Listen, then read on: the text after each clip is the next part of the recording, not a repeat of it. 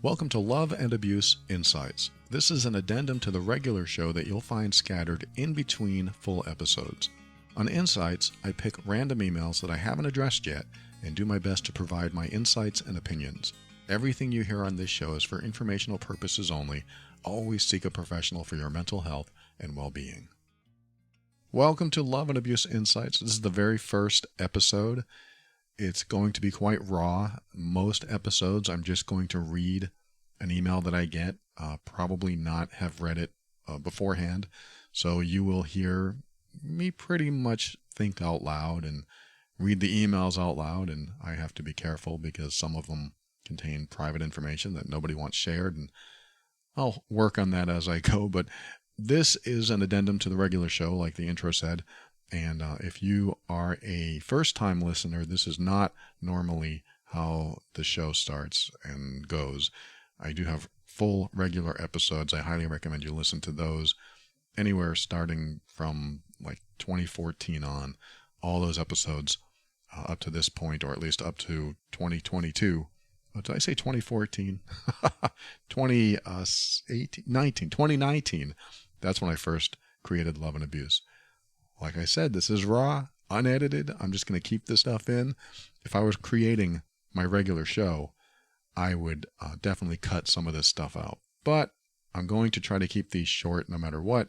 But this is the raw version. So I'm going to, I guess, just get on with this first question. I'm just going to go right into it. But going forward, these episodes will be pretty quick. You'll hear the intro.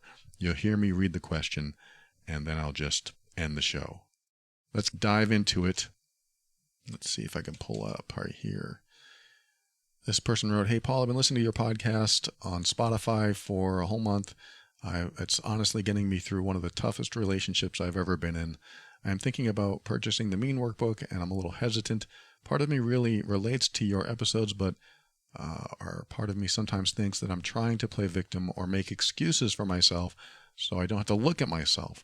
I'm truly torn, and maybe it's because it's so hard for me to believe the person I am with is emotionally abusive when his career is to help people and all his friends and family are so sweet and loving.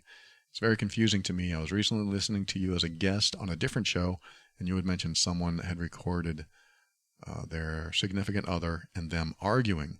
I've been telling my friends and family that I've been wanting to do this because my SO, significant other, will go on forever about what I've done wrong, and I get lost in the discussion and I have no idea what to say. I guess my only question is, how do you know you're not the manipulator or that you're accusing them wrongly? He will accuse me of manipulation, and I'm truly concerned. What if I'm playing the victim to make myself feel better and avoid the work I truly need to do? Is he honestly right about me?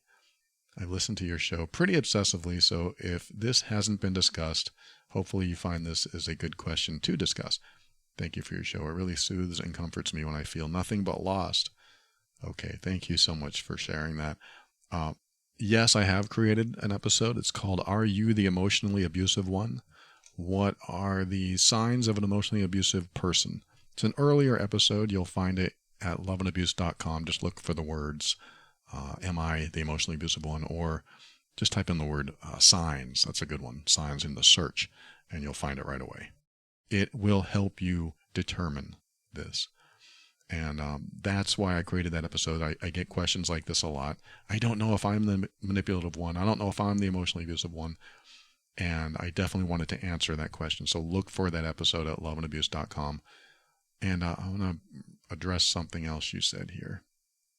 Oh, you said my SO will go on forever about what I've done wrong, and I get lost in the discussion and I have no idea why. This is a very classic manipulation.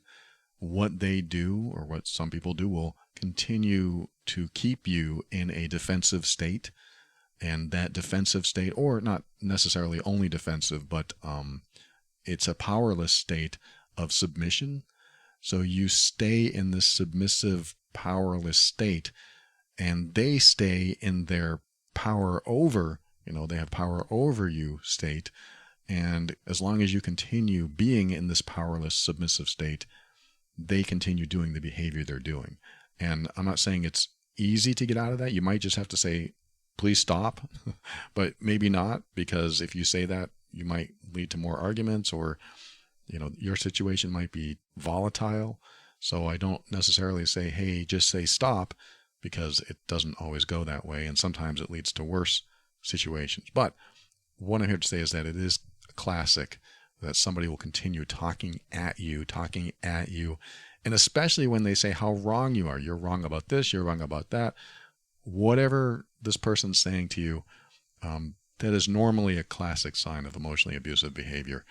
I'm not saying everyone is emotionally abusive that does that, but some of the other stuff you said also kind of resonates with me as far as determining or defining an emotionally abusive person.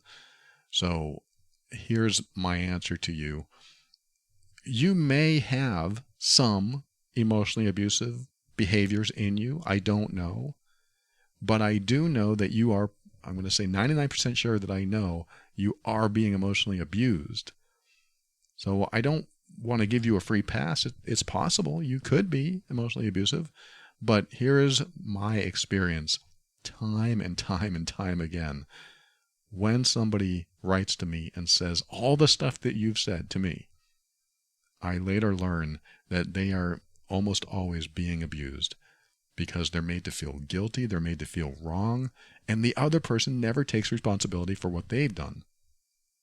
A relationship is 50-50. A relationship, you work together to figure out the problems, and you take responsibility for your role in what's happening. I don't see that here. All I see is you're wrong, they're right, and you are in this submissive state that you feel like you can't get out of, and they have you as a captured audience. And when you're a captured audience and you're being told you're wrong and you're made to feel bad, that's not much of a relationship. It's just a dominant and submissive position. It's like a parent being disciplinarian to a child. You're not a child. You're supposed to be treated as an equal. Hey, we have this problem. Let's talk about it. That's kind of an equal thing to say, right? In a balanced relationship. Hey, when you said that, it was disrespectful. Let's talk about that. That's something you say to an equal. Hey, you just offended me. You just insulted me. You just embarrassed me. The person who loves you is going to say, oh my God, I'm sorry. I didn't mean to do that. Well, that's okay. Let's talk about this because we love each other and the big picture is our relationship, and we should really focus on the big picture and having a great relationship. So how do we do that? How do we work together and make that happen? So your hesitancy about purchasing the workbook, it's totally up to you. You can purchase the workbook or not. I don't come on here and tell you to do it because everything I talk about is in the workbook. The assessment is in the workbook. It involves checking off boxes about what's happening in your relationship. But if you are curious about purchasing it or hesitant about purchasing it, if you want to discover or find out what's going on in your relationship, the workbook will help you discover it. You can do that over at loveandabuse.com, and it will help you pinpoint what's going on, because there are going to be check boxes and you'll just say, yes, this is happening. Yes, I feel this. Yes, this is happening. And then you get the score and the evaluation and all that, and it tells you what's going on. So if you have a score that's, let's just say, over 80, it goes between 0 and 200, then you're going to discover that you're experiencing some things that are definitely emotionally abusive, controlling, manipulative. If it's over 100, it's worse. If it's over 120, it's worse. I've had people go all the way up to 180, 190. I've never seen it over 190, maybe 192. Just a massive amount of abusive behavior in their relationship. Hopefully you're not that high. Hopefully you're not over 100, but no matter where you are, if you're over 20, there are behaviors that need to be addressed. But what I'm going to do is just suggest that, get the workbook. It'll tell you the behaviors. It helps you pinpoint the behaviors. And you're going to find out if it's the right thing for you. You also said that this person helps people, and you said his career is to help people, and all his friends and family are so sweet and loving. I've found that some people that help others can also be abusive.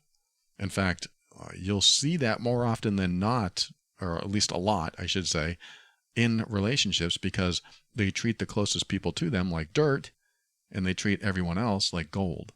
And they get some sort of supply from them. Sometimes it's a narcissistic supply, sometimes it's an ego supply, but what'll happen is everyone else they'll treat like gold, and they feel really good, and those people see them as really good, so that when you start talking and telling people how you're being treated, those other people say, that can't be true. That can't be true. And so that's what happens, is that you look like the crazy one, you look like the irrational one, and they get off scot-free. So that's my quick answer to you. This is the Insights episode. I won't get too deep into it because I already talked about this in other episodes, but I wanted to give you something. I wanted to answer your question so that you have something to work with, something to go on. And if you do have emotionally abusive behaviors and your significant other is willing to do the test too, then you can do that. But if he's not, or you haven't talked about it, or he believes he doesn't need to change, he doesn't want to take responsibility for anything, he believes you are the problem and he has no problems, I don't think you should just hand it to him and say, here, take the test. I don't think that's a good idea. This is your journey. This is your journey. And if he's willing and open and says to you, I might be doing some hurtful behavior, what do you think I should do? At that point, sure, you can direct him to the test in the workbook, or send him to the Love and Abuse podcast, whatever you need to do. But I hope this helps. And thanks for writing. I appreciate you. Thanks for listening to the first episode of Love and Abuse Insights. I am not sure how the rest will go. I'm still working on the format. I did have to do some editing in this episode because I found myself getting lost and reading the email. So you didn't hear that part where I kind of got lost. But as time goes on, I'll get used to this format and hopefully answer as many questions as I can. That's the point of these Insight episodes. They're supposed to be short. They're supposed to be concise. I want to answer as many questions as possible because I get so many emails. Thanks for listening. We'll talk to you again soon.